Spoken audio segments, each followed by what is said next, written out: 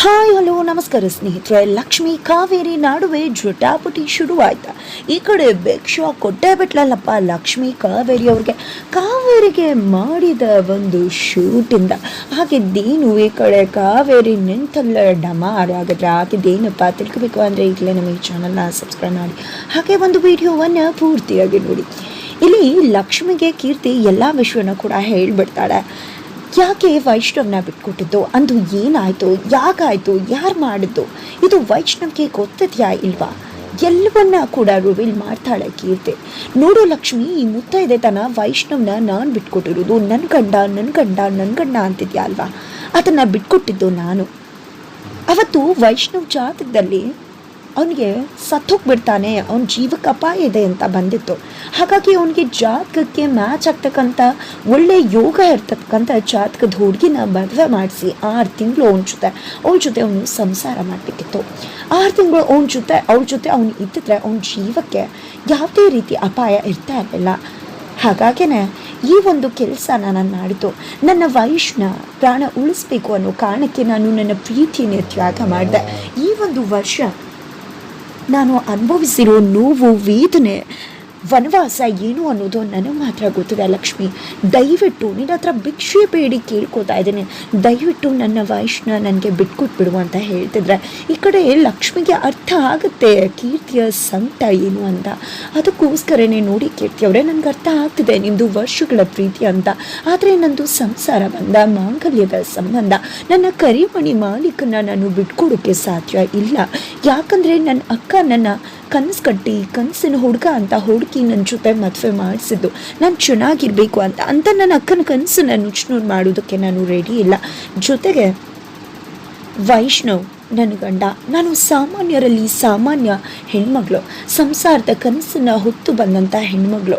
ನನ್ನ ಗಂಡನ್ನು ಗೊಂಬೆ ಆಡಿಸ್ದಾಗೆ ಬೇಕು ಅಂದಾಗ ಬೇಕು, ಬೇಡ ಅಂದಾಗ ಬಿಸಾಡೋಕ್ಕೆ ನನ್ನ ಗಂಡ ಗೊಂಬೆ ಅಲ್ಲ, ಗೊಂಬೆ ಆಟದಲ್ಲಿ ನನ್ನ ಗಂಡ ಪಾಲ್ಗೊಳ್ಳೋದಕ್ಕೂ ಕೂಡ ನಾನು ಬಿಡುವುದಿಲ್ಲ. ನನ್ನ ವಯಸ್ಸನ್ನ ನಾನು ಬಿಟ್ಕೊಡುವುದಿಲ್ಲ. ದಯವಿಟ್ಟು ಕ್ಷಮಿಸ್ಬಿಡಿ, ನನ್ನ ವಯಸ್ಸು ಮಾತ್ರ ಅಂತ ಹೇಳ್ಬಿಡ್ತಾಳೆ ಲಕ್ಷ್ಮಿ. ಇದರಿಂದ ಏನು ಲಕ್ಷ್ಮಿ, ಇದು ಇಷ್ಟೆಲ್ಲ ಕೇಳಿದ ಮೇಲೂ ಕೂಡ ಈ ರೀತಿ ಮಾತಾಡ್ತಿದ್ಯಲ್ಲ ನೀನು, ಹಾಗಿದ್ರೆ ನನ್ನ ತ್ಯಾಗಕ್ಕೆ ಬೆಲೆನೇ ಇಲ್ವಾ? ನನ್ನ ವಯಸ್ಸಿಗೋಸ್ಕರ ಅಲ್ವಾ ನಾನು ತ್ಯಾಗ ಮಾಡಿದ್ದು, ನನ್ನ ಪ್ರೀತಿಗೋಸ್ಕರ ಅಲ್ವಾ, ನನ್ನ ಪ್ರೀತಿ ಪಾತ್ರನನ್ನು ಉಳಿಸ್ಬೇಕು ಅಂತ ತ್ಯಾಗ ಮಾಡಿದ್ದಲ್ವ. ಹಾಗಿದ್ರೆ ನಿನ್ನ ಪ್ರೀತಿ ಪಾತ್ರರಿಗೂ ಇದೇ ರೀತಿ ಜೀವಕ್ಕೆ ಅಪಾಯ ಇದೆ ಎಂದಿದ್ರೆ ನೀನು ತ್ಯಾಗ ಮಾಡ್ತಿರ್ಲಿಲ್ಲ ಲಕ್ಷ್ಮಿ ಅಂತ ಕೀರ್ತಿ ಕೇಳ್ತಾಳೆ. ಕೀರ್ತಿ ಪ್ರಶ್ನೆಗೆ ಲಕ್ಷ್ಮಿ, ಹೌದು ಕೀರ್ತಿ ಅವರೇ, ನೀವು ಖಂಡಿತ ಹೇಳಿದ್ದು ನಿಜ, ನಿಮ್ಮ ಹಾಗೆ ನಾನು ಕೂಡ ತ್ಯಾಗ ಮಾಡ್ತಿದ್ದೆ, ಇಲ್ಲ ಅಂತ ಹೇಳ್ತಿಲ್ಲ ಅಂತ ಹೇಳ್ತಾಳೆ. ಆದಮೇಲೆ ನಿನಗೂ ಕೂಡ ಅರ್ಥ ಆಗಿದೆ ಅಲ್ವಾ, ಮತ್ತೆ ಬಿಟ್ಕೊಡು ಲಕ್ಷ್ಮಿ ಅಂತ ಕೀರ್ತಿ ಕೇಳೋದಕ್ಕೆ. ಆದರೆ ಒಂದು ವ್ಯತ್ಯಾಸ ಇದೆಯಲ್ಲ ಕೀರ್ತಿ ಅವರೇ, ನಿಮ್ಮ ನಡುವೆ ನೀವು ತ್ಯಾಗ ಮಾಡಿದ್ರೆ ನಾನು ನಿಮ್ಮ ಥರನೇ ತ್ಯಾಗ ಮಾಡ್ತಿದ್ದೆ. ಆದರೆ ಒಂದು ಡಿಫ್ರೆನ್ಸ್ ಏನು ಅಂದರೆ, ನಾನು ತ್ಯಾಗ ಮಾಡಿದ್ಮೇಲೆ ಮತ್ತೆ ಬೇಕು ಅಂತ ಕೇಳ್ತಿರ್ಲಿಲ್ಲ. ಅವರ ಮದುವೆ ಆದಮೇಲೆ ನಾನು ಅವ್ರ ನಡುವೆ ಹೋಗ್ತಿರ್ಲಿಲ್ಲ ಅಂತ. ಆದರೆ ನೀವು ಮಾಡ್ತಿರೋದೇನು ಅಂತ ಕೇಳಿದ ತಕ್ಷಣ, ಹಾಗಿದ್ರೆ ನೀನು ಮಾತಾಡ್ತಿರೋದು ಲಕ್ಷ್ಮಿ ನಾನು ತ್ಯಾಗ ಮಾಡಿಲ್ಲ ಅಂತನಾ, ನನ್ನ ತ್ಯಾಗನೇ ಅಲ್ಲ ಅಂತನಾ? ಸರಿ ಆಯಿತು ಬಿಡು, ನಾನು ತ್ಯಾಗ ಮಾಡಿಲ್ಲ ಅಂತಾನೆ ಅನ್ಕೋ. ಆದರೆ ನನಗೆ ಬೇಕು, ಬಿಟ್ಟು ಬದುಕೋ ಶಕ್ತಿ ನನಗಿಲ್ಲ. ನನ್ನ ಜೀವನ ಎಲ್ಲವೂ ಕೂಡ ನನಗೆ ಬೇಕೇ ಬೇಕು ಲಕ್ಷ್ಮಿ. ಯಾಕೆ ನಿನಗೆ ಅರ್ಥ ಆಗ್ತಿಲ್ಲ? ಯಾಕೆ ಭ್ರಮೇಲಿ ಬದುಕ್ತಿದ್ಯಾ? ವೈಷ್ಣವ್ ಇಷ್ಟೆಲ್ಲ ಗೊತ್ತಾದ್ಮೇಲೆ ನಿನ್ನ ಜೊತೆ ಇರ್ತಾನೆ ಅಂದ್ಕೊಂಡ್ಯಾ, ನಿನ್ನನ್ನು ಪ್ರೀತಿ ಮಾಡ್ತಾನೆ ಅಂತ ಅಂದ್ಕೊಂಡ್ಯಾ? ಸರಿ, ಒಂದು ಪಕ್ಷ ಇದ್ದ ಅಂತಾನೆ ಅನ್ಕೋ. ಆದರೆ ನಾನು ಇಷ್ಟು ಅವ್ನ ಪ್ರೀತಿಗೋಸ್ಕರ ತ್ಯಾಗ ಮಾಡಿದ್ದೀನಿ ಅಂತ ಸತ್ಯ ಗೊತ್ತಾದ ಮೇಲೆ ಅವನು ನಿನ್ನ ಜೊತೆ ಪ್ರೀತಿಯಿಂದ ಇರೋಕ್ಕಾಗತ್ತಾ ಲಕ್ಷ್ಮಿ? ಒಮ್ಮೆ ಯೋಚನೆ ಮಾಡು ಅಂತ ಕೇಳ್ತಿದ್ದಾಳೆ. ಜೊತೆಗೆ ಇಷ್ಟು ದಿನ ನೀನು ಅವನ ಕಣ್ಗಳಲ್ಲಿ ಪ್ರೀತಿನ ನೋಡಿದ್ದೆ ಅಂತ ಅಂದ್ಕೊಂಡ್ರೆ ಅದು ನೀನು ಭ್ರಮೆ ಆಗುತ್ತೆ ಲಕ್ಷ್ಮಿ. ಯಾಕೆ ಹೇಳು? ಅವನು ನಿನ್ನ ಜೊತೆ ಯಾವಾಗಲೂ ನಿಲ್ತಿದ್ರಿಂದ ನನಗೆ ಕೋಪ ಬರ್ತಿತ್ತು, ನೀನು ಕಂಡ್ರೆ ದ್ವೇಷ ಮಾಡಬೇಕು ಅನಿಸ್ತಿತ್ತು. ಆದರೆ ಯಾವತ್ತೂ ನಾನು ನಿನ್ನ ಶತ್ರು ಅಂತಾನೆ ಅನ್ಕೋಬೇಕು ಅಂದ್ಕೊಂಡೆ, ಬಟ್ ನನ್ನಿಂದ ಅದು ಸಾಧ್ಯ ಆಗಲಿಲ್ಲ. ಜೊತೆಗೆ ಅವ್ನು ಯಾವತ್ತೂ ನಿನ್ನ ಜೊತೆ ನಿಂತ್ಕೊತಿದ್ದು, ನೀನು ಪಾರ ಬ್ಯಾಟಿಂಗ್ ಮಾಡ್ತಿದ್ದು, ನನಗೆ ರಿವೆಂಜ್ ತೀರಿಸ್ಕೋಬೇಕು ನನ್ನ ಹತ್ರ ಅಂತ. ಜೊತೆಗೆ ನಿನಗೆ ಪ್ರೀತಿ ಇದ್ದಾಗೆ ತೋರಿಸ್ತಿದ್ದು ನನ್ನ ಫೀಲಿಂಗ್ಸ್ಗೆ ಹರ್ಟ್ ಆಗಬೇಕು ಅಂತಲೇ ಹೊತ್ತು ಅವನ ಮನಸ್ಸಲ್ಲಿ ನಿನ್ನ ಬಗ್ಗೆ ಯಾವುದೇ ರೀತಿ ಫೀಲಿಂಗ್ಸ್ ಇಲ್ಲ ಅಂತ ಕೀರ್ತಿ ಹೇಳ್ತಾಳೆ.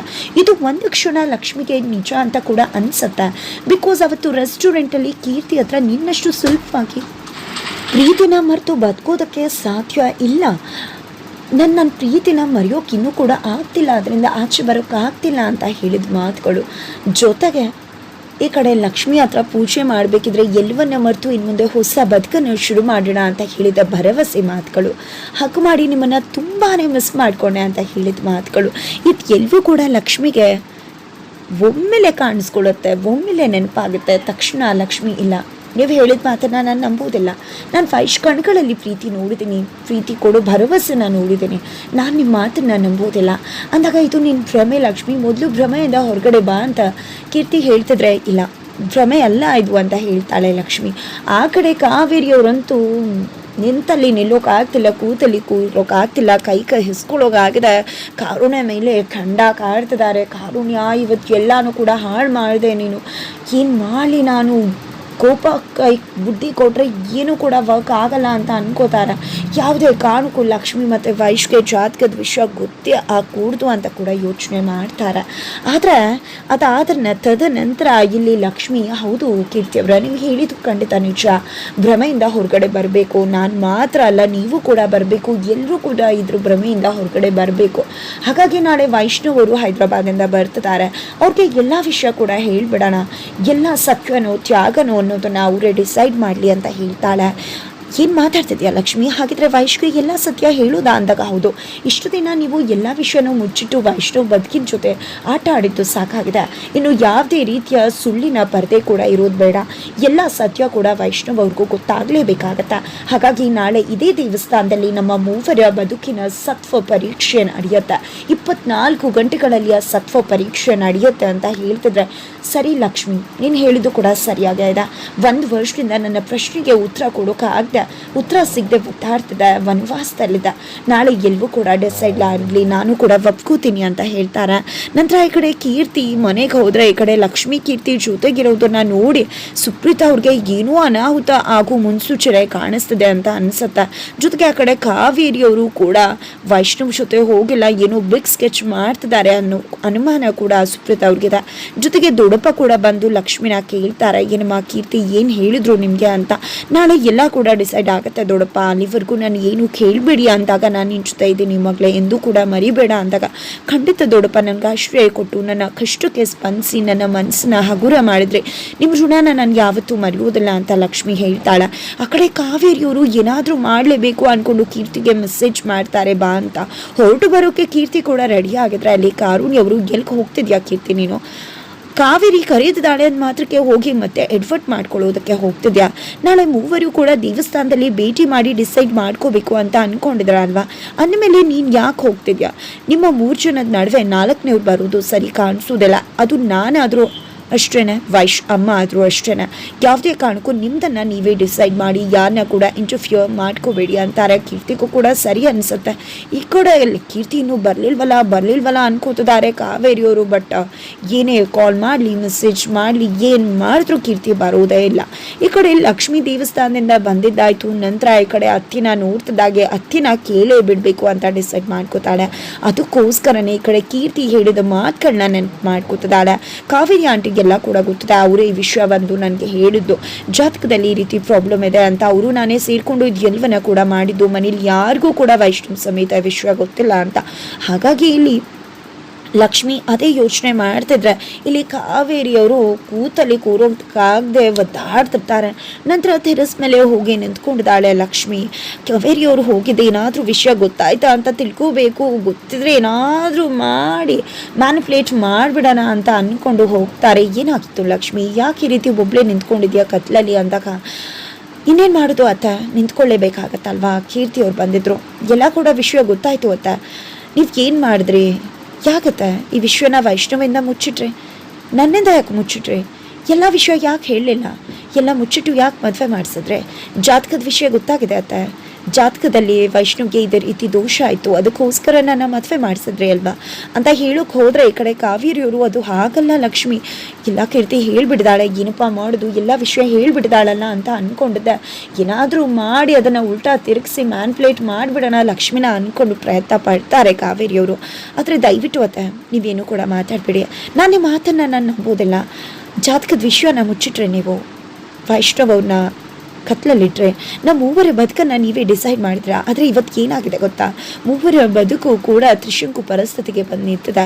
ಮೂವರ ಬದುಕು ಕೂಡ ಎಲ್ಲೂ ಹೋಗಿ ನಿಲ್ಲತ್ತೆ ಅಂತ ಅರ್ಥ ಆಗ್ತಿಲ್ಲ.